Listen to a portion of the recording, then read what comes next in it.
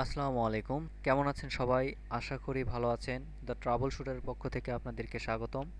আজ আমরা দেখব কিভাবে প্রিন্ট হয়। তো চলুন আমরা দেখি কিভাবে প্রিন্ট করতে হয়। প্রথমে আমরা কোনো একটা ডকুমেন্ট ওপেন করব। আমি আমার একটা ডকুমেন্ট ওপেন করতেছি, পিডিএফ ফাইল। তো এখান থেকে দেখেন, এটা আমাদের একটা এইবারের মাধ্যমিক উচ্চ শিক্ষা অধিদপ্তরের এসএসসি 2021 সালের এইচএসসি পরীক্ষার্থীদের অ্যাসাইনমেন্টের একটা কভার পেজ। তো আমরা এটা পিন করব।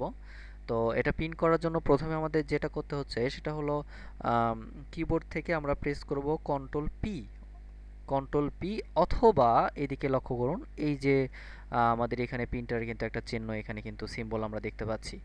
তো যেটা আপনার সহজ মনে হবে সেটা করতে পারেন। তো যদিও আমার কাছে সহজ কন্ট্রোল পি, তো আমি কন্ট্রোল পি দিলাম। কন্ট্রোল পি দেখুন, একটু দেখুন, লক্ষ্য করুন, কন্ট্রোল পি দেওয়ার পরে প্রিন্ট নামে একটা ডায়লগ বক্স কিন্তু আমাদের এখানে চলে আসছে। তো এর প্রথমে যে কাজটা আছে এখানে সেটা হলো প্রিন্টার। তো প্রিন্টারে ইপসন, আমাদের যে প্রিন্টারের নাম, এরকম আমার আরও কয়েকটা প্রিন্টার আছে এখানে। তো আপনি যে প্রিন্টারে প্রিন্ট করতে চাচ্ছেন, একটা বিষয় এখানে আগেই বলে রাখি, সেটা হলো কি যে একটা কম্পিউটারে একাধিক প্রিন্টার সেটআপ থাকতে পারে, একাধিক প্রিন্টার কানেক্ট থাকতে পারে। তো সেই ক্ষেত্রে এক্স্যাক্টলি কোন প্রিন্টারের মাধ্যমে আপনি প্রিন্ট করতে চাচ্ছেন সেটা অবশ্যই এখানে সেট করতে হবে। তো সেই জন্য আমি বর্তমানে আমার ইপসন এল 220 এটা আমি দেখাই। তো এটাতে আমি সেট করব, যদিও এটা আমাদের কালার পেজ। তারপরে দেখেন এখানে স্ট্যাটাস রেডি, প্রিন্টারটা রেডি আছে। তারপরে ইপসনে একটা সিরিয়াল দিয়েছে এখানে। তারপরে পেপার রেঞ্জ, যদিও যদিও এটা একটা গুরুত্বপূর্ণ বিষয়। পেপার রেঞ্জ আমরা কয়টা পৃষ্ঠা প্রিন্ট করব একটু দেখুন। আম, আমরা যদি আমাদের এখানে যদি একটা পৃষ্ঠা আছে, তো যদি আমাদের বেশি পৃষ্ঠা থাকে তাহলে আমরা এখানে আম, ইচ্ছা করলে অল পেজ দিয়ে যদি আমরা ওকে করি, তাহলে যতগুলো পৃষ্ঠা থাকবে ততগুলো পৃষ্ঠায় প্রিন্ট হবে। তো একটা বিষয় হলো কি, যদি 3টা পৃষ্ঠা থাকে ধরেন, তার ভিতরে আমি চাচ্ছি যে 1 নাম্বার আর 3 নাম্বারটা করব, তাহলে আমরা কিন্তু এখানে পেজেসে যায় আমরা কিন্তু এখানে 1,2 যদি 3 দিয়ে দিই, যদি 1,3, তাহলে কিন্তু আমাদের 1 আর 3 নাম্বার পৃষ্ঠা প্রিন্ট হবে।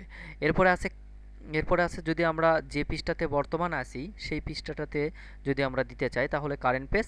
আর যদি আমরা কারেন্ট ভিউ, মানে যতটুকু অংশ এখানে দেখা যাচ্ছে ততটুকুই আমরা প্রিন্ট করব, তাহলে আমরা কারেন্ট ভিউ। দেখেন এখানে একটু পরিবর্তন হয়ে গেছে, দেখেন যতটুকু দেখা যাচ্ছে ততটুকু কিন্তু প্রিন্টারে চলে আসছে। তো আমরা এখানে অল পেজ, অবশ্যই অল পেজটাই আমরা দিয়ে রাখবো। তারপরে আমাদের কপি, আমরা একটা পৃষ্ঠার কতগুলো করে কপি করতে চাই, কয়টা কপি হবে সেটা কিন্তু আমরা এখান থেকে দেখতে পারি। এরপরে পেপারে এক্ষেত্রে আপনি 3টা 4টা 5টা বা এরকমভাবে আপনি এখানে 4টা বা 2টা এভাবে আপনি পেজ এখানে নিতে পারেন। তো এই ক্ষেত্রে যদিও আমি একটা নেব, সেই ক্ষেত্রে ফিট এটাই বেটার আমি মনে করি। এছাড়াও আপনি নন দিতে পারেন, কোনো সমস্যা হবে না এখানে। তো আমি এখানে ফিট দিলাম। ফিট দেওয়ার পরে এখানে অটো রোটেট সেন্টার। তো যদি কোনো পৃষ্ঠাটা এরকম যদি হয় যে আপনার ডকুমেন্টের কোনো ফাইলটা একটা ল্যান্ডস্কেপ মোডে আছে আর একটা পোর্ট্রেট মোডে আছে, অর্থাৎ একটা যদি লম্বালম্বি থাকে আর একটা যদি পাতাল অবস্থায় থাকে, তাহলে আপনি যদি সবগুলোকেই চান যে আপনি অটোমেটিকলি রোটেট হয়ে যাবে, ঘুরে যাবে, তাহলে আপনি এই এই অপশনটা চুজ করতে পারেন।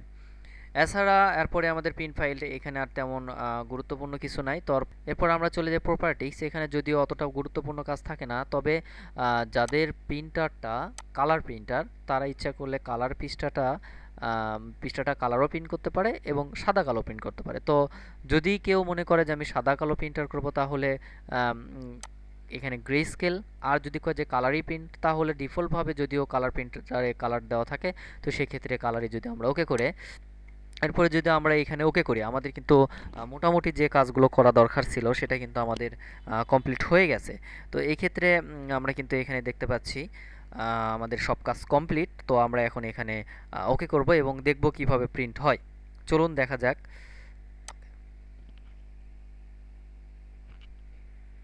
দেখুন এখানে প্রিন্ট হচ্ছে। তো এরপরে আমরা প্রিন্টারে দেখি কিভাবে প্রিন্ট হয়। চলুন।